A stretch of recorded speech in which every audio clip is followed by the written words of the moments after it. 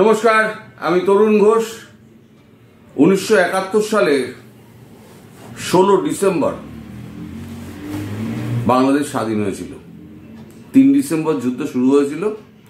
13 দিনের যুদ্ধে পাকিস্তান হেরে বাংলাদেশ ছেড়ে ভারতের হাতে বন্দী হয়। সেই সময় থেকে 72 সালের মার্চ পর্যন্ত বাংলাদেশের হাতে কোনো টাকা ছিল না। এই ইতিহাস কেন ঘাঁটছি আমি একটু পরে বুঝতে পারবেন। তখন ওই পাকিস্তানি টাকার উপরে ওই বাংলাদেশ স্ট্যাম্প মেরে তখনই চালানো হতো। তারপরে বঙ্গবন্ধু শেখ মুজিবরের অনুরোধে ভারত সরকার বাংলাদেশকে টাকা ছাপিয়ে দেয়। প্রথম 30 লক্ষ টাকা যায়। 3 দিন বাদে 19শে মার্চ উনি আবেদন করেন ভারত সরকারের কাছে, অনুরোধ করেন। 19, 20, 21, 22 তারিখে 30 লক্ষ টাকা পৌঁছে যায় বাংলাদেশে। টাকা ছাপিয়েছিলেন ইন্দিরা গান্ধী আমাদের নিজস্ব ট্যাক্স সাল থেকে। তার 7 দিনের মধ্যে 7 কোটি টাকা আরো পৌঁছে যায় বাংলাদেশে। এরপরে বাংলাদেশে সমস্ত প্রিন্টিং মেশিনারি সমস্ত কিছু যা বসানো টাকা তৈরির জন্য, ছাপানোর জন্য, সেসব ভারতবর্ষ ব্যবস্থা করে দিয়েছিল। প্রথম ট্যাক্স সাল তৈরি হয়েছিল ভারতবর্ষের টাকা দিয়ে। এতদিন ধরে সেই টাকাই চলছিল। এই নতুন সরকার, অবৈধ সরকার এসে সেই টাকা পরিবর্তন করেছে তাতে কোনো আপত্তি নেই। তার দেশের সরকার তার দেশের ব্যাপার পরিবর্তন করেছে, তাতে আমাদের কি বলার আছে? আমরা তো টাকা পরিবর্তন তো করি। কিন্তু সমস্যা সেটা হচ্ছে 200 টাকার একটা নোটের ছবি আমার হাতে এসছে। সেই 200 টাকার নোটের ছবিটা বাংলাদেশের যে বর্তমান যে আপনার ম্যাপ, সেই ম্যাপের সঙ্গে কিন্তু মিলছে না। এই যে নতুন 200 টাকা ছাপা হয়েছে, সেই 200 টাকার ছবিটা আমি দিচ্ছি, দেখুন। এই 200 টাকার এটা ছবি, এটা হচ্ছে 200 টাকার উল্টো পিঠের ছবি। উল্টো পিঠের ছবির আপনি ডান দিকটা দেখুন। ডান দিকে দেখলে আপনি বাংলাদেশের ম্যাপটা আপনি দেখতে পাবেন। এই ম্যাপটা আপনি দেখলেন। আপনি পাশাপাশি এবার বাংলাদেশের অরিজিনাল ম্যাপটা দেখুন।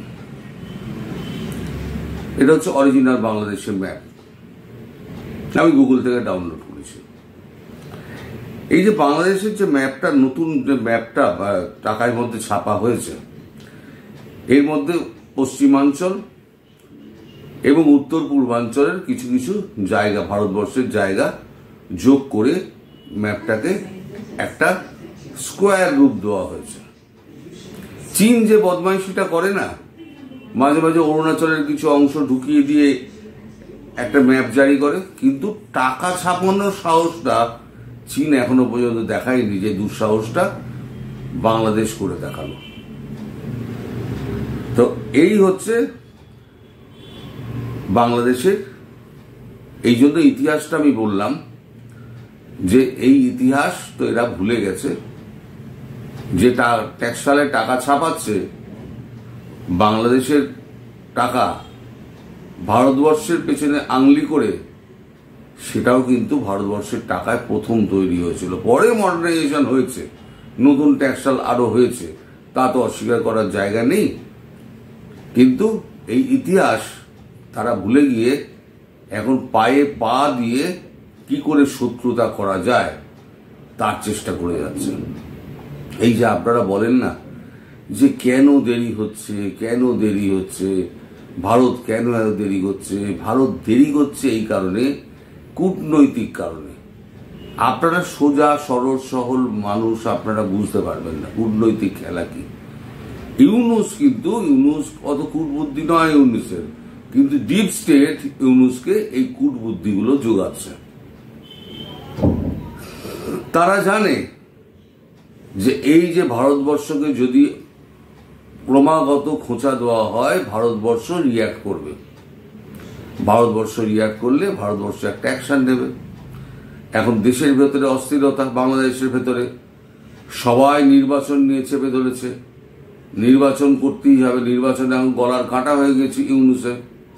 এখন যদি ভারতবর্ষকে খুঁচিয়ে টচিয়ে কোনো রকম ভাবে পায়ে পা লাগিয়ে ঝগড়া করে কোনো রকম ভাবে যুদ্ধটা একবার লাগিয়ে দেওয়া যায় বা 2-4টে বোমা ফেলে দেওয়া যায়, তাহলে বাংলাদেশে ইউনূস সরকার কি বলবে, এখন যুদ্ধ পরিস্থিতি, যুদ্ধ সামলাতে হবে, আমার ভাই এখন নির্বাচন দেওয়ার সময় নেই। হয়ে গেল নির্বাচন, নির্বাচন তো শিখেই উঠে যাবে। ভারত 4টে 10টা বোমা 200টা বোমা ফেলে বাংলাদেশকে ধ্বংস করে দিল, কিন্তু তাতে কি উদ্দেশ্য সফল হবে? উদ্দেশ্য সফল হবে না। উদ্দেশ্য হচ্ছে ইউনূসকে হটানো। ইউনূসকে হটাতে গেলে অত তাড়াতাড়ি আক্রমণ করে এই ইউনূসের সরকারকে আরো বেশি সময়ের জন্য এই গদিতে রেখে দেওয়ার পক্ষে ভারতবর্ষ নয়। ফলে আপনারা যারা ভারতকে দোষের, ভারত অ্যাকশন নিচ্ছে না, ভারত অ্যাকশন নিচ্ছে না, ভারত অ্যাকশন নিলে তার বিপদটা কি, আজকে আমি খোলসা করে আপনাদের বলে দিলাম। এইটা হচ্ছে আসল বিপদ। এই বিপদ থেকে আপনারা যাতে মুক্ত থাকতে পারেন তার জন্য কিন্তু ক্রমাগত কিন্তু যুদ্ধটাই কিন্তু পিছিয়ে যাচ্ছে। বাংলাদেশকে মারতে কতক্ষণ? 4 ঘন্টায় বাংলাদেশ শেষ হয়ে যাবে।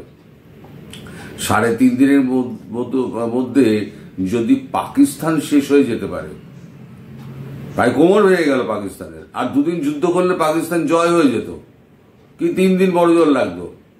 এখন তো কিছুই অবশিষ্ট নেই।